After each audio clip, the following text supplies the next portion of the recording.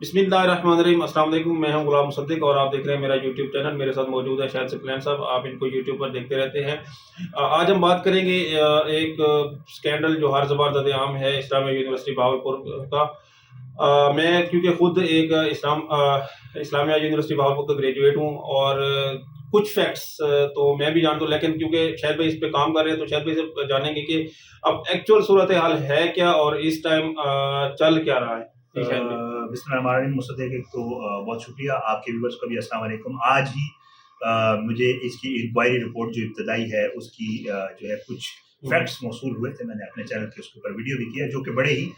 जो है वो डरा देने वाले हैं। डरा देने वाले इसलिए कह रहा हूँ, जाहिर बात है कि पहले दिन से मेरी कोशिश होती है कि ऐसे मामलात जिनमें स्पेशली हमारी बहनों, बेटियों, बच्चियों का मामला हो, बड़े सेंसिटिव होते हैं। वालदैन तमाम वालदैन जो है वो बच्चों के मामले में सेंसिटिव होते हैं, लेकिन जब बेटी का मामला आता है तो फिर हमारा सेंसिटिव होना भी बनता है। आल दो शायद हमारी वैसे तो कौम की बच्चियां हैं, अपनी सबकी बेटियां हैं जो वहां पे पढ़ रही, बट ये है कि जब उनका मामला आया तो फिर मैंने इसमें बड़ा इंटरेस्ट लिया और मैंने कोशिश की कि पता करूं कि मामला दरअसल है क्या। क्योंकि बहुत दफा ऐसे होता है कि हमारे यहाँ सोशल मीडिया के ऊपर चीज उतनी होती नहीं है जितने उसे बढ़ा चढ़ा के पेश कर दिया जाता है। तो मैंने कहा कि जरा इसको चेक करते हैं, लेकिन जो आज मेरे हाथ इंक्वायरी रिपोर्ट के कुछ फैक्ट्स लगे हैं वो तो वाकई बहुत डरा देने वाले हैं। इसलिए कि उसमें जिस तरह बाकायदा तौर पे मैंने अपनी वीडियो में भी लफ्ज यूज किया है, उस इंक्वायरी रिपोर्ट में तो यूज नहीं हुआ हुआ, लेकिन मैंने गैंग का लफ्ज इस्तेमाल किया। गैंग उन लोगों को कहते हैं जो कोई बहुत सारे लोग इकट्ठे होके वो एक कार्रवाई मनसूबाबंदी के तहत करते हैं, तो उनको गैंग कहना मेरे ख्याल से इसको मनफी मानों में बहुत ज्यादा लिया जाता है, लेकिन ये लोग भी बहुत मनफी काम कर रहे थे, इसलिए इनको अगर गैंग कहा जाए तो गलत ना होगा।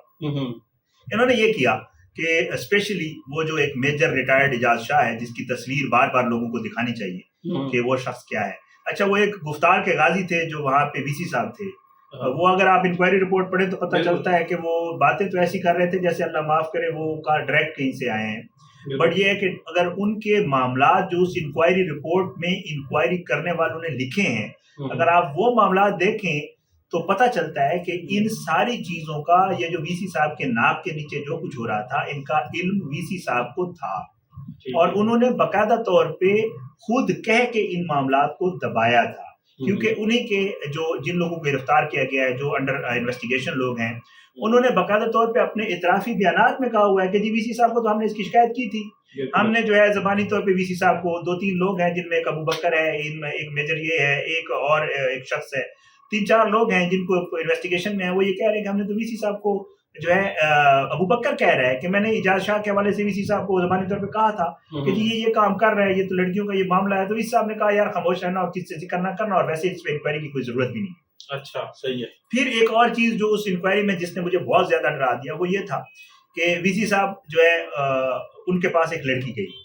खुद गई और उसने जाके कहा कि वीसी साहब मेरे साथ ये मसला हुआ है तो काइंडली इसके ऊपर कोई एक्शन ले। तो वीसी साहब ने बजाय इसके कि उस लड़की की कोई दाद रसी करता, कोई इन लोगों से पूछ गुछ करता जिनके हवाले से वो इल्जाम लगा रही थी, वीसी साहब ने वही हुआ जो हमारी आजकल कोर्ट्स कर रही हैं कि जी उन्होंने वीसी साहब ने 12 सबूत जो उस लड़की पे डाल। अच्छा, वीसी साहब ने कहा कि जी ये है कि आपके साथ क्योंकि ज्यादती हुई है तो सबूत आप लाएं कि आपके साथ ज्यादती हुई है। तो लड़की तो रिकॉर्डिंग करती है वीडियो के, मेरे साथ ज्यादती हो रही, मैं वीडियो रिकॉर्ड कर रही हूँ। तो उसने वीसी साहब को कहा कि जी मैं ये तो फिर वीसी साहब ने कहा अच्छा आप ये करें कि आप ना लिख के दे दें। तो आपको पता है हमारे यहाँ मुआशरे में बदनामी और इस तरह के जो सोशल प्रेशर्स होते हैं, इनसे जो है बंदा बड़ा परेशान हो जाता है। वो बच्ची थी, खौफजदा हो गई, फिर वो गई, उसने अपने घर में बात की, उसने कहा जी मेरे साथ ये हुआ, मैं वीसी साहब के साथ के पास गई थी, वीसी साहब ने मुझे ये कहा। तो उसके वालिद, हैट्स ऑफ टू हिम, मैं बड़ा हमेशा तारीफ करता हूँ जो लोग अपनी बेटियों के लिए खड़े होते हैं, तो हमें उनका साथ देना चाहिए। उसने हर चीज की परवाह किए बगैर बच्ची का जो वालिद था बच्ची को लेकर वीसी साहब के पास आ गया। उसने कहा जी मेरी बच्ची आपके पास आई थी, मेरी बच्ची के साथ ये ज्यादती हुई है, तो आप काइंडली इसके ऊपर कोई एक्शन करें। तो वीसी साहब ने फिर वही बात दोहराई कि जी आप हमें लिख के दे दें, आप लिख के दे दें और बच्ची अगर सबूत दे दे किसके साथ ज्यादती हुई तो मैं एक्शन दूंगा। मतलब यार खुदा से डरे। यहाँ पे ये होता है पाकिस्तान में कि सिर्फ अगर लड़की या खातून ये कह दे कि फलां शख्स ने मुझे हरास किया तो कानून मौजूद है, उस बंदे से पूछते भी नहीं, पुलिस उसको उठा लेती है,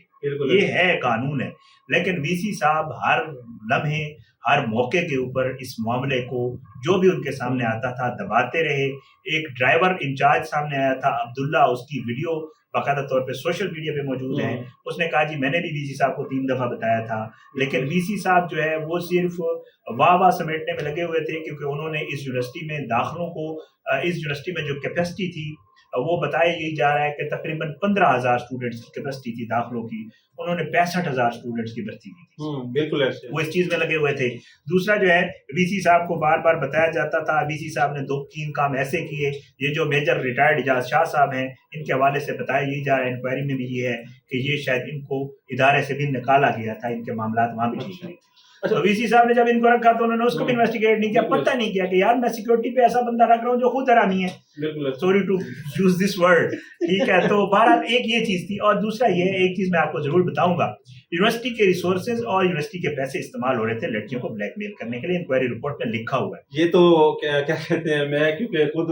پڑھا ہوں، میں 5 سال وہاں پڑھتا ہوں، مجھے پتہ ہے بندے اعجاز شاہ صاحب نے گارڈز رکھے ہوئے تھے، ان کو اس نے موبائل فون لے کے دیے ہوئے تھے، اور انہیں کہتا تھا لڑکا لڑکی کہیں بیٹھے ہوں یا کوئی ایسی آس پاس کہیں، آپ کو پتہ ہے یونیورسٹیز میں ہم بھی پڑھے ہوئے، بالکل ایسے معاملات ہوتے ہیں، اور میں کیونکہ وہ جگہ بھی جانتا ہوں جہاں ساری چیزیں ہوتی تھی، تو ہر یونیورسٹی میں ایسی جگہ ہوتی ہے۔ بہرحال جی وہ کہتے تھے کہ اگر آپ کو کوئی ایسا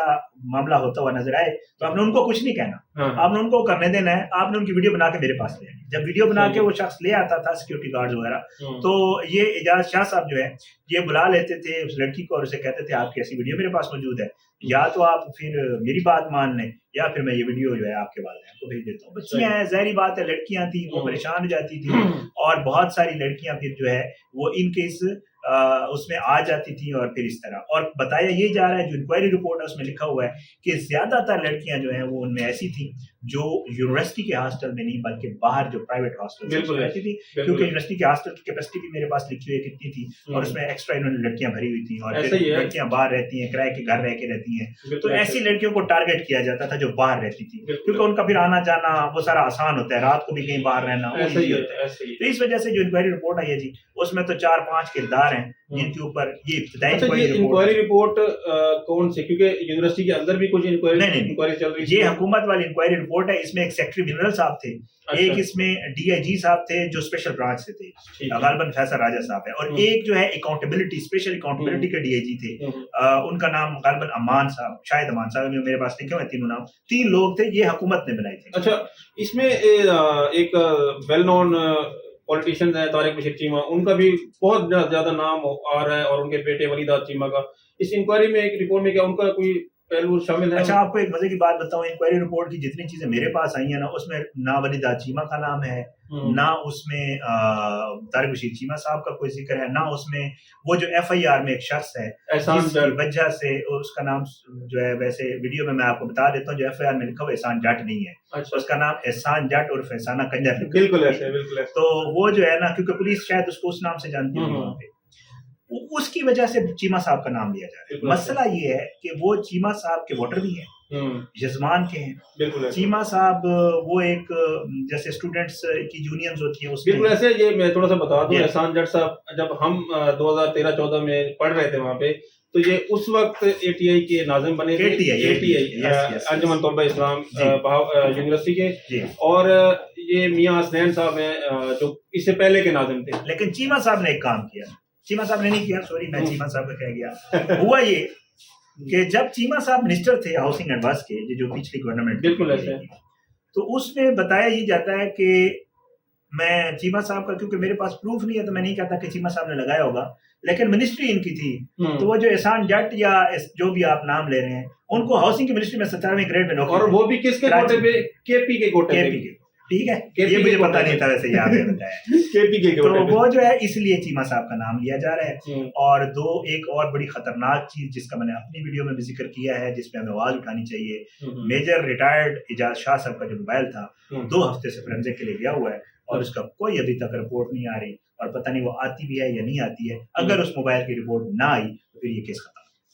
چلے شاہد بھائی، ہم گاہے بگاہے آپ سے مزید بھی اس کی تفصیلات جانتے رہیں گے۔